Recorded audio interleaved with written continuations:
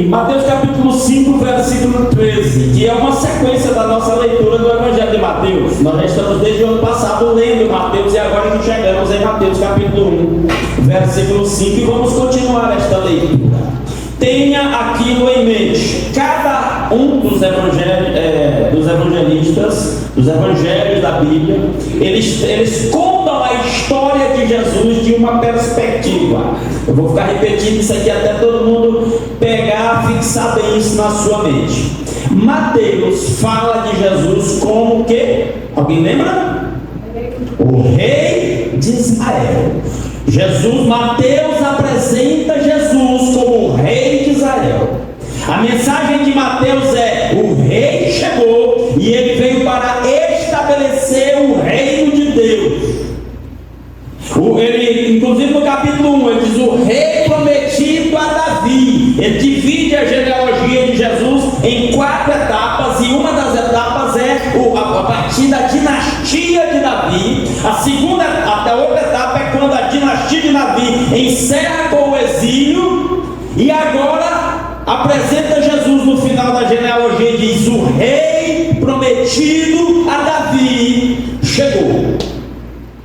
E todo o evangelho de Mateus dá ênfase ao reino. Quando João Batista começa a pregar, ele diz: arrependei-vos, por quê?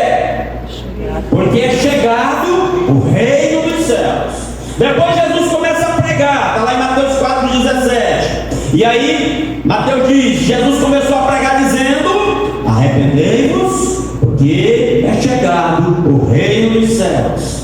Jesus ministra a sua palavra, e no capítulo 5, no final do capítulo 5, ele diz: busquem primeiro o reino de Deus e a sua justiça, e as demais coisas nos serão acrescentadas. No capítulo 6, ele ensina a orar, e ele diz na sua oração: venha a nós o vosso reino. Ele ensina os seus discípulos a orarem assim, a pedirem a Deus: venha a nós o vosso reino, seja feita a vossa vontade. No capítulo 11 ele vai dizer assim: se eu expulso espíritos imundos pelo Espírito de Deus, é chegado a vós o reino de Deus.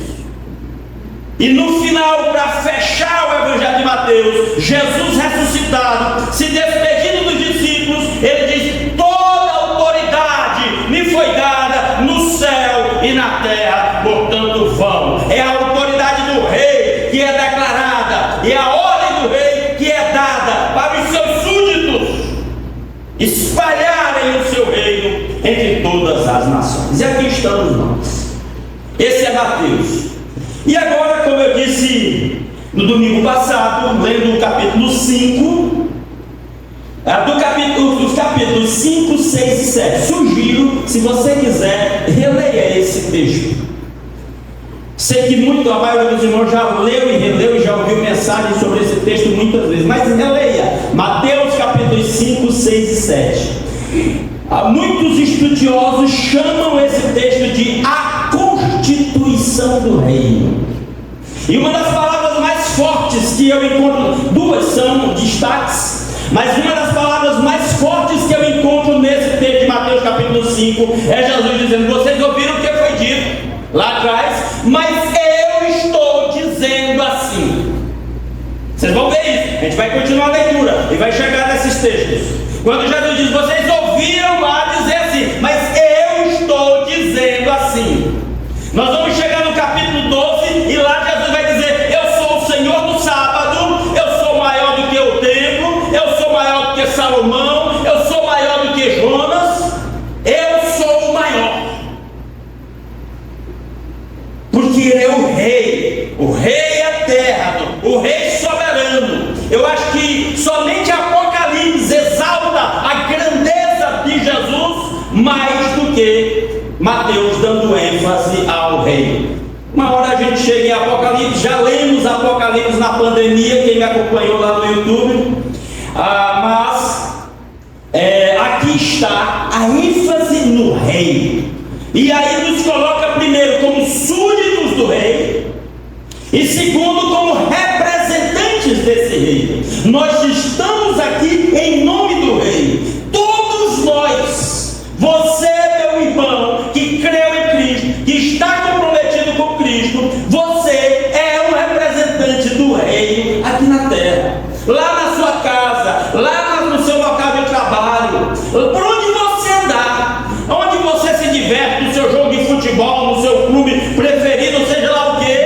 lá você é o representante do reino. E aí Jesus diz alguma coisa aqui sobre o reino, só um versículo, Mateus 5,13 está lá projetado. Se você quiser abrir a Bíblia, abra e permaneça com ela aberta e veja o que a palavra de Deus diz. Vocês, Jesus que está falando, vocês são o sal da terra. Vocês quem? Todo mundo é o sal da terra. Eu não sei se você notou uma curiosidade, eu até falei disso numa mensagem anterior. No capítulo 5 aqui, no versículo 1, olha a curiosidade do versículo 1. Vendo as multidões, Jesus subiu ao monte e assentou-se. Seus discípulos aproximaram-se dele e ele começou a ensiná-los, dizendo: você percebe aí? Jesus é uma grande multidão, ele já é popular, e há multidões o procurando. E ele vai para o local de um monte. E a gente entende que Jesus usava as encostas dos montes como opção para se colocar numa posição que pudesse ser ouvido por uma multidão sem ter um microfone na mão. Mas há um detalhe para ser notado aqui: os seus apóstolos se aproximam dele. Aqui nós temos, vamos dizer assim, 3 níveis. Aqui nós temos Jesus, e aqui próximo de Jesus estão os apóstolos, e depois dos apóstolos está o restante da multidão. Então, antes que a mensagem seja direcionada para a multidão, Jesus está ensinando diretamente os seus apóstolos. Ou seja, essa palavra é em primeiro lugar para nós que nos comprometemos com Cristo. Então, quando Jesus no verso 13 diz: vocês são o sal da terra, ele está falando de vocês cristãos, vocês que nasceram de novo, vocês que têm o Espírito de Cristo em suas vidas, vocês que seguem as ordens do Senhor Jesus, que fazem a sua vontade, vocês que imitam os seus exemplos, vocês que estão sendo formados à imagem e semelhança do Senhor Jesus, você é o sal da terra. E o que isso significa? Quando Jesus diz que nós somos o sal da terra, significa 2 coisas. Primeiro, sal é essencial para a questão do sabor.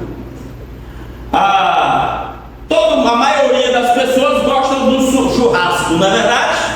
Aí a picanha no Brasil ficou famosa.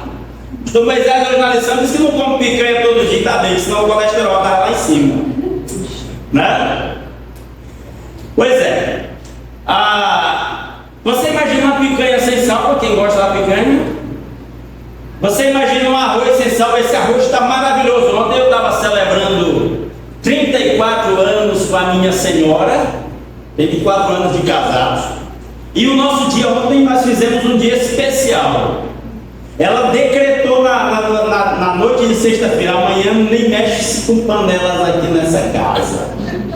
Fomos tomar café na padaria, fomos conhecer o restaurante no almoço e outro no jantar. O negócio lá foi exagerado. E o Jonas perguntou aí nos intervalos, disse: não é da sua conta. Largue de ser discreto.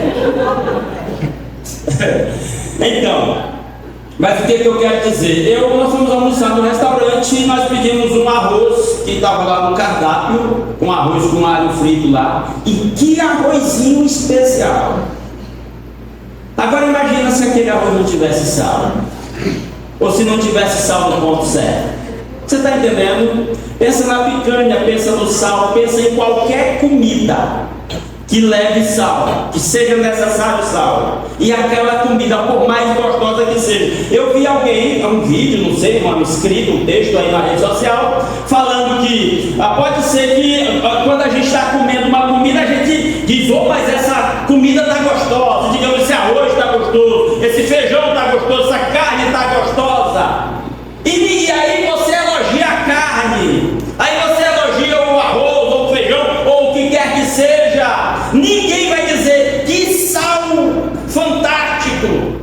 O sal não aparece, mas ele está lá e é essencial. E se ele não tivesse, não prestava. E agora Jesus diz: vocês são o sal. Ou seja, eu estou dizendo tudo isso para enfatizar que você dá sabor, você tem a função do sabor neste mundo. Sabor como assim, pastor? Deixa eu esclarecer isso. Quando Jesus diz: você é o sal da terra, Deus só engole esse mundo ainda porque eu e você estamos aqui, porque nós temos a função de dar sabor a Deus. Deus gosta da nossa vida, da nossa dedicação, da nossa dependência dele, do nosso curvar-nos diante dele. E Jesus está dizendo: você, súdito do meu reino, você dá sabor para Deus. A Bíblia diz que Deus repugna o pecado, Deus repugna essa sociedade corrompida. Para ele é como um prato que não tem sal, que não tem sabor, ou que tem até um sabor repugnante. É uma comida que está em decomposição. Ele não engole essa sociedade podre, apesar das pessoas tomarem o nome de Deus em vão. Gente que vive uma vida sem compromisso com Deus e ainda se diz, ainda pega o nome de Deus em vão. Deus não engole estas hipocrisias. Ele não engole, ele engole a comida temperada com o seu sal, que somos nós. Se há ainda alguma coisa agradável a este mundo, é a presença ao nosso Deus. Se há alguma coisa neste mundo agradável ao nosso Deus, é a presença daqueles que o temem neste mundo, é a presença daqueles que o obedecem, é a presença daqueles que andam nos seus caminhos, que se submetem à direção do seu Santo Espírito, que são súditos do Rei Jesus, que creem, que representam o reino de Cristo na terra.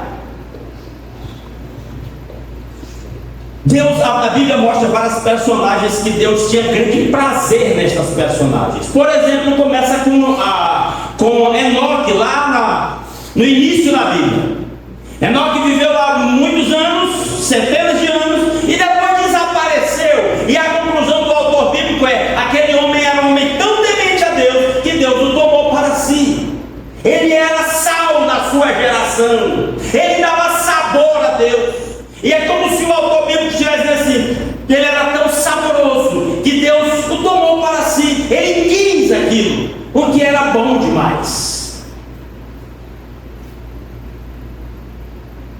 Depois nós temos a história de Noé, numa geração corrompida que Deus não suportava mais. Deus olha para Noé e diz: Noé, eu só te achei justo nessa geração, eu resolvi destruir o resto, mas você eu resolvi poupar, você e a sua família. Por quê? Porque Noé e a sua família davam sabor a Deus, eram agradáveis a Deus. O Noé na sua geração era agradável, era o sabor, ele era o sal da sua geração. E aí nós vamos ter muitos outros personagens, por exemplo, Jó, na Bíblia. O Jó, Deus lá numa reunião com os seres espirituais, inclusive Satanás, Deus vira para Satanás e diz: você viu meu servo Jó, homem justo, íntegro, temente a Deus, que se desvia do mal?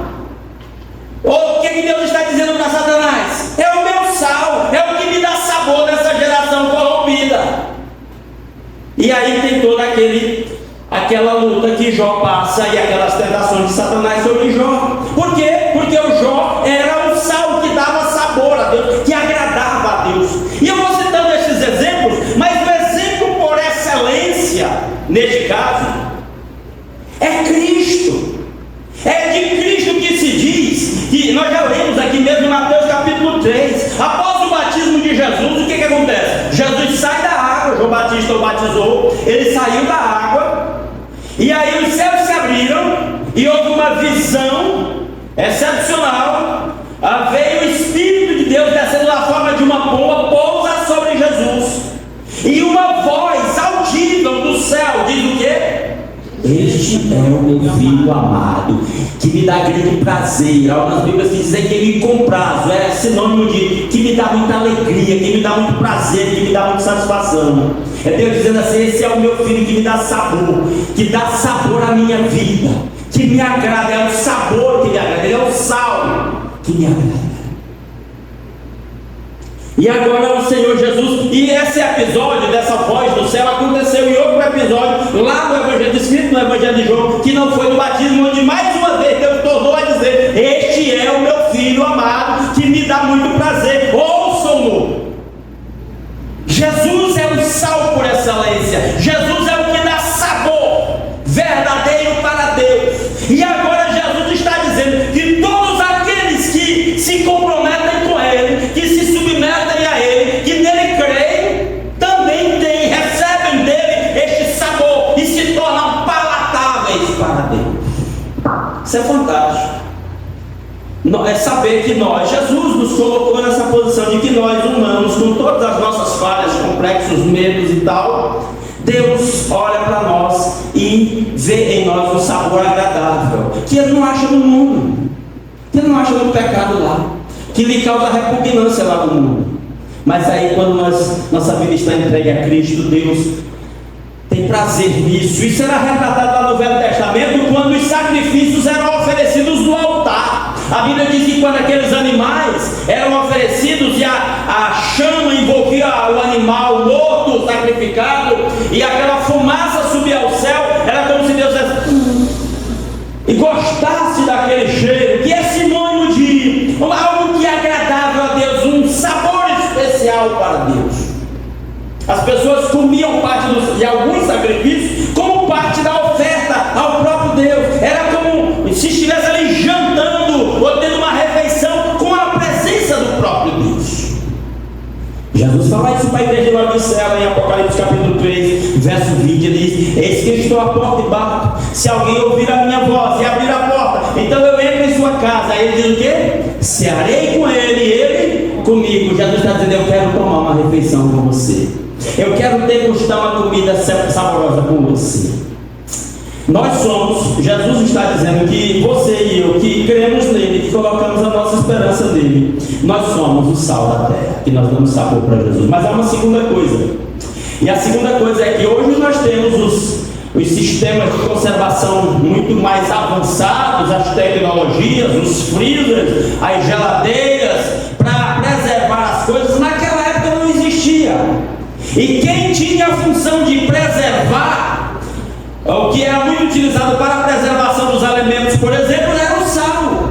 Eu sou de uma época lá onde eu nasci, no interior do Maranhão, no sertão do Maranhão, numa época que demorou a ter energia elétrica lá. Agora já tem, mas até a minha juventude lá, sei lá, com 18 anos que eu ainda voltei lá, não tinha energia elétrica naquele local. E aí a boa parte dos nossos alimentos eram conservados com sal. Matava assim um boi, a parte da carne era salgada e colocada no sol para preservar por mais tempo. Então, quando Jesus diz que eu e você somos o sal, entenda uma coisa: sabe por que esse mundo não está completamente podre e jogado fora? Porque ainda tem sal aqui. Mas tem um detalhe: à medida que o sal diminui, o mundo apodrece. O mundo está apodrecendo rápido, porque o sal é cada vez menor. Porque tem um problema que é já que a gente vai falar. Tem um problema nesse mesmo versículo, tem um problema que é já que a gente vai falar. Mas entenda, eu e você somos um instrumento para preservar este mundo. Sabe quando foi que o dilúvio veio sobre os pecadores daquela época, que Deus não suportava mais? Alguém sabe? Quando foi que o dilúvio veio? Quando o sal foi tirado e colocado em uma vasilha de madeira. Não era tão pequenininha assim não. Era uma vasilha de madeira que cabia alguns milhares de animais e seres humanos também. Então o sal foi separado e colocado dentro da vasilha, e Deus destruiu o resto porque estava podre. Quando Noé entrou na arca, estava salvo. Noé era o sal, ele com a sua família era o sal daquela geração. Aquela geração não tinha consciência disso, não sabia da dívida que tinha para com Noé. Muitos não sabiam que a sua vida e até a sua prosperidade, as bênçãos de Deus sobre eles, era devido à fidelidade de Noé. E aí, quando Noé foi tirado, veio o dilúvio e destruiu o resto. Quando foi que Deus destruiu Sodoma e Gomorra e a demais Zeboim? A gente fala muito de Sodoma e Gomorra e nem destruídas mais 2 cidades além, a de mais Eloim. Quando foi que essas cidades foram destruídas? Quando tirou Ló lá de dentro. Os anjos disseram: Ló, sai, rapaz, a gente não pode fazer nada aqui enquanto você estiver aqui dentro. Ló era o sal que ainda preservava Sodoma e Gomorra. Os habitantes de Sodoma e Gomorra desprezavam Ló. Muitos deles não reconheciam o valor daquele homem presente lá no seu meio, mas enquanto ele estava lá, Deus tinha alguma bênção para aquela cidade. E Deus até prometeu para Abraão: se tiver 10 pessoas, eu fiz assim porque só tinha 4, e uma ainda ficou pelo caminho, transformado numa estátua de sal que olha para trás e o negócio ainda pega. Falei disso esses dias lá na nossa leitura bíblica de manhã. Deus tinha prometido para Abraão: olha, se tiver 10 lá, se tiver 10 grãos de sal, 10 quilos de sal lá, eu vou preservar, eu não vou destruir. Mas não tinha 10. Está entendendo? Enquanto tem sal no mundo tem alguma esperança, porque o sal preserva o mundo aos olhos de Deus. Mas quando o sal é retirado, aí o negócio pega. Quando o sal é retirado, aí a ira de Deus vem. Aí a decomposição é completa, a putrefação se torna insuportável e Deus tem que aniquilar. É assim que funciona. A Bíblia diz, e depois eu sugiro que você leia, não vou ler agora, lê em casa. 2 Tessalonicenses capítulo 2, dos versos 1 a 12. Diz que esse mundo, o ministério da iniquidade já está operando no mundo. Alguém tem dúvida disso? Que o pecado está fazendo sua obra no mundo? Alguém tem dúvida disso? Não é possível. Está aí, a degeneração moral e espiritual da humanidade segue a passos largos. A imoralidade é o que prevalece agora. As pessoas se gabam em rede social, em vídeos, das suas imundícias, das suas imoralidades, de todo tipo de depravação. Não tem barreira, não tem limite. Eu lembro da minha adolescência em que certas publicações tinha lá uma taxa proibido para menor de 18 anos. Agora não tem mais. Qualquer criança acessa todo tipo de perversão e imoralidade dessa sociedade que está apodrecendo. O mundo está em decomposição. Paulo diz isso, segundo Tessalonicenses, capítulo 2, de 1 a 12, lá em casa, essa semana, rapidinho você lê. E ele vai dizer: o mistério da iniquidade já está operando. Ele diz: somente há um que ainda o detém. Há um poder, uma força que detém o poder do pecado nesse mundo. Ainda tem alguma coisa que se aproveita nesse mundo, porque o sal está aqui. E ele diz lá em 2 Tessalonicenses 2, de 1 a 12, ele diz assim: quando ele for tirado, aí vai se manifestar o homem do pecado, o filho da perdição, aquele que se levanta e se opõe contra tudo que é Deus ou é objeto de adoração. Ou seja, assim como Deus encarnou em um homem, Jesus Cristo, o diabo vai se encarnar em um homem, o anticristo, e o mundo está caminhando a passos largos para o estabelecimento desse reino diabólico mundial. E sabe por que ele ainda não aconteceu? Porque o sal ainda está aqui, porque a igreja ainda está aqui. Nós somos obstáculo para Satanás. Satanás não gosta de crente. Satanás não suporta cristãos verdadeiros comprometidos com Deus. Eu já falei isso aqui demais, mas digo de novo, eu fico muito decepcionado quando eu vejo crente com medo de demônio, com medo de maldição, olho gordo, inveja, blá blá blá, macumba. Alguém fez um trabalho. Meu amigo, pelo amor de Deus, você é súdito do reino. Você tem o Espírito Santo de Cristo na sua vida. Aquele que venceu principados e potestades na cruz. O diabo é quem tem que fugir de você. Tiago diz isso: sujeitai-vos a Deus, mas resisti ao diabo e ele fugirá de vós. O diabo é quem tem que fugir de nós.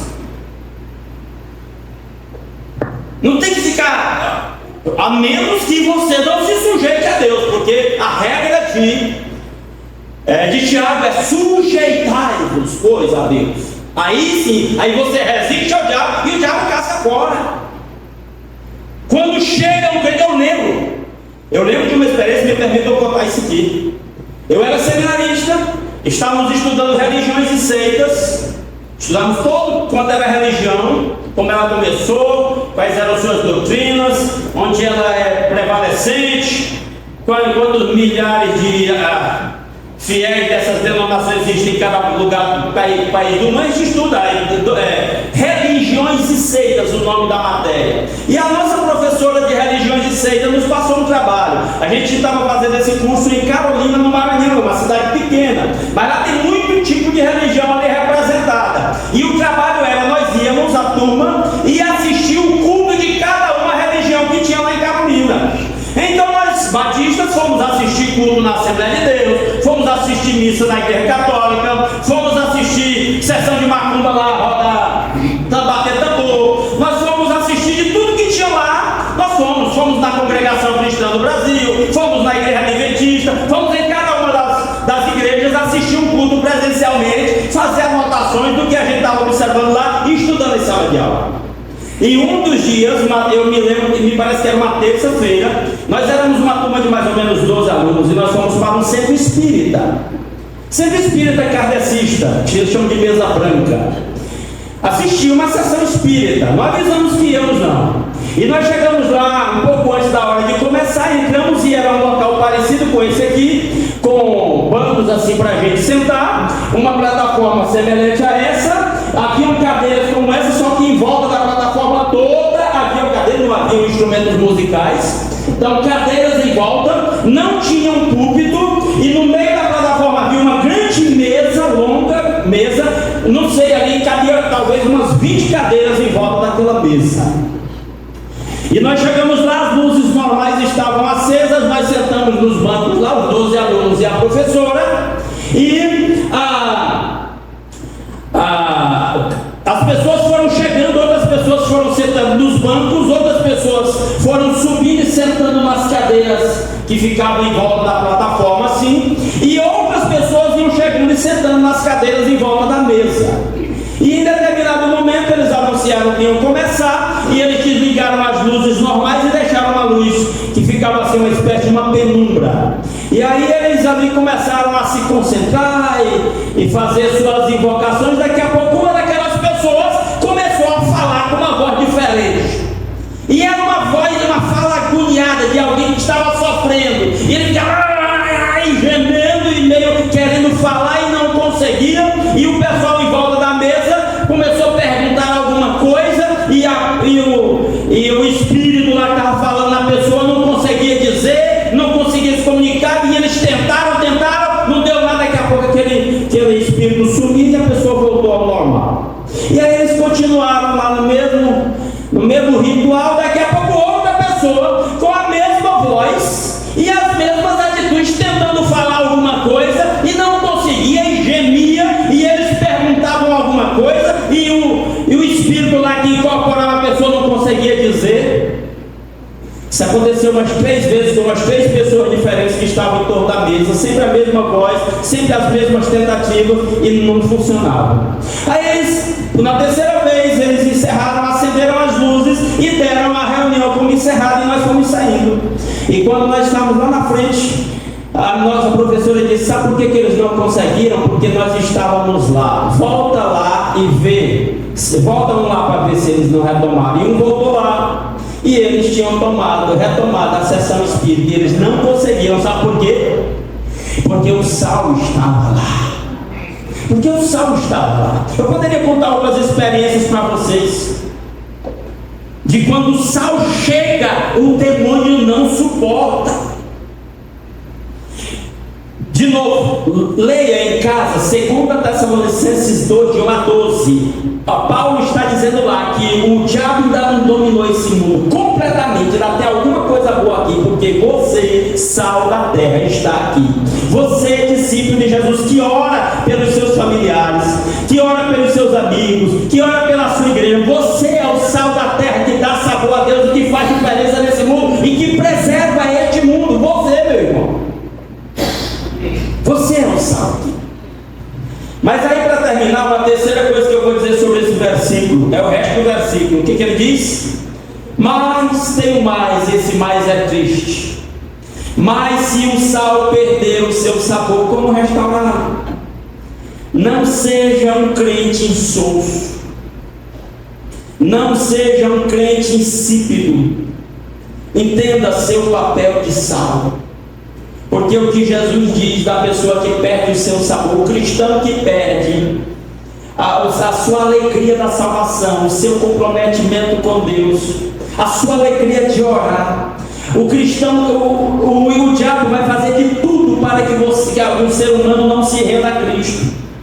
Mas quando a pessoa se rende a Cristo a si mesmo, ele não desiste. Ele vai fazer de tudo para que você não faça diferença no meio que você vive, para que você não exerça influência no meio que você vive. Mas entenda isso: Deus te colocou lá dentro da sua casa para você ser o sal da sua família. Deus te colocou lá na tua vizinhança para você ser o sal da sua vizinhança. Deus te colocou aqui nesta cidade de Goiânia para ser o sal daqui desta cidade de Goiânia. Onde quer que você estiver, você é um servo do Senhor Jesus. Você é o sal de Deus para aquele lugar. Não perca o seu entendimento disso. Quero mostrar uma coisa para os irmãos, já estamos caminhando para o final. E se você quiser abrir e marcar na sua Bíblia, presta atenção nesse versículo aí, ó. 1 Coríntios, capítulo 7, versículo 14. 1 Coríntios, capítulo 7, versículo 14. Olha o que Paulo diz aí. Eu vou ler do versículo 12 em diante. Volta para o 12 aí, Bárbara, por favor. Olha o verso 12. Aos outros, eu mesmo digo isto, não o Senhor. E Paulo está dando um conselho para vocês. Se um irmão tem esposa, mulher descrente, e ela se dispõe a viver com ele, não se divorcie dela. Você que se converteu, o seu cônjuge não se converteu, não se divorcie do seu cônjuge se ele concorda em viver com você. Você não encosta na parede para mandar você escolher ou ele ou Deus. Aí se mandar, aí você tem que escolher Deus. Verso 13. E se uma mulher tem marido descrente e ele se dispõe a viver com ela, não se divorcie dele. Por quê? Aí ele vai explicar no verso 14, que é o que eu quero que você marque na sua Bíblia. O marido descrente, o que acontece com ele? Ele é santificado. Sabe o que significa santificado? Ele é separado. Santificado aqui significa isso. Deus cuida dele de uma maneira especial. O cara nem crente é. Tem uns caras que ele tem raiva porque a mulher é crente. Tem uns caras que ficam zangados porque a esposa não chega, só chega às 11 horas da manhã depois da escola dominical para fazer o amor de domingo. E aí, o que Paulo está dizendo é que aquele cabra, Deus abençoa ele, cuida dele de uma forma especial, só porque a esposa dele é crente. Está vendo aí? Pois o marido descrente é santificado por meio da mulher, e também vice-versa. Quando a mulher é descrente, só o marido é crente, Deus cuida daquela mulher por amor àquele marido. Meus irmãos, não tem nada que resista ao poder da presença de Cristo na vida de uma pessoa num ambiente. Uma pessoa que tem consciência do seu papel de sal. Lembro de um sujeito, ele morreu há pouco tempo, Jason, filho do finado irmão Inácio e irmã Rosalina. Inácio e Rosalina tiveram os 12 filhos. Jason é um dos mais novos. Inácio me contou que Jason, todos os filhos de Inácio e Rosalina cresceram no Evangelho. O Jason, quando chegou lá na juventude aí, próximo de 18 anos, resolveu que não queria mais o Evangelho, se afastou dos caminhos do Senhor, batizado lá na Igreja Batista do Cordeiro em Colmeia. Conheci o Jason. Jason, então, quando estava completamente desviado dos caminhos do Senhor, procurou um macumbeiro de uma cidade vizinha lá e pediu ajuda para aquele macumbeiro, que ele queria fazer um pacto com o diabo. E o macumbeiro disse: ó, você vai fazer assim, tal dia, numa lua nova, lá será que lua era, você vai subir aquele morro e você vai levar isso e isso, disse lá o que era para ele levar, e você vai colocar nessa posição lá em cima do morro, e isso vai ser meia-noite que você vai estar lá, e aí você vai fazer uma invocação. E explicou tudo que era para ele fazer, e ele pagou caro por esse negócio, louvou por prejuízo, coitado, pagou o negócio. Aí você vai fazer esse ritual assim, aí o diabo vai se manifestar, e você pode fazer o acordo que você quiser, é só você falar para ele que ele vai se manifestar. E aí, não sei como, Inácio e Rosalina ficaram sabendo que o Jason tinha procurado esse feiticeiro. E aí, na madrugada que o Jason subiu para o morro, Inácio e Rosalina entraram para o quarto e colocaram o joelho no chão. E o Jason subiu o morro e fez o ritual do jeito que o feiticeiro disse. Do jeitinho que o feiticeiro disse. E deu meia-noite, passou de meia-noite e Jason estava lá agoniado e nenhuma folha se mexia. Nada. Acho que nem grilo cantou naquela noite no meio daquele mato, em cima daquele morro. Zero. E aí, quando o Jason viu que o diabo não vinha, desceu de lá do prédio que tinha pago para o feiticeiro. Sabe por que o diabo não veio? Não é porque o diabo não faz, ele faz essas coisas. Faz. Eu já lutei com gente, lá na primeira vez em Luziana, eu lutei com um cara que tinha pacto com o diabo, ele tinha uma pomba gira tatuada aqui no braço, ele carregava uns muquiços lá que nós enterramos lá no meio do mato, o bicho virava um capeta. Lá, a primeira vez do batismo de Luziana tem bancos mais ou menos do peso do banco desse. Vê se qualquer um consegue levantar um banco desse nas costas. Não consegue.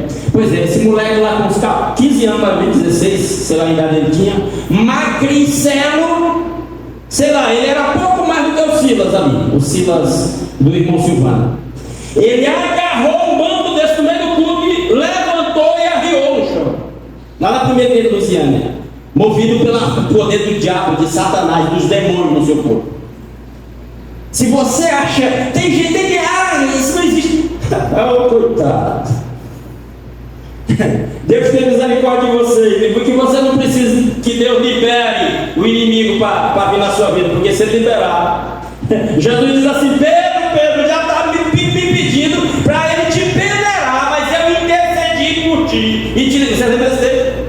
O diabo estava pedindo para ele te peneirar. Sabe por que o diabo não peneirou Pedro? Você sabe por que passar na peneira? Você já pensou? O diabo me pegar, pega uma peneirona aqui, põe você e começa a esfregar até você passar no buraco da peneira? Pois é, essa é a figura que Jesus estava dizendo que o diabo queria fazer com o Pedro. Sabe por que ele não fez? Porque o sal da terra, Jesus, estava lá intercedendo pelo Pedro em determinado momento. Meus irmãos, igreja do Senhor Jesus, tenha consciência disso. Você é designado por Jesus para ser. Aí, olha, eu não li o resto do versículo. Para terminar essa parte, vou voltar para a gente terminar a mensagem. Verso 1 Coríntios 7,14. Pois o marido descrente é santificado por meio da mulher, a mulher descrente é santificada por meio do marido. Se assim não fosse, os seus filhos seriam impuros, mas agora são santos. Filho de crente, você é filho de crente. Eu vou dizer uma coisa para você que eu zoei nos ouvidos dos meus filhos desde a hora que eles nasceram. O mundo pode até ser uma opção de uma pessoa que não conhece o Evangelho, mas para você que nasceu numa família cristã, criada no Evangelho, vai para o mundo para você ver o que acontece.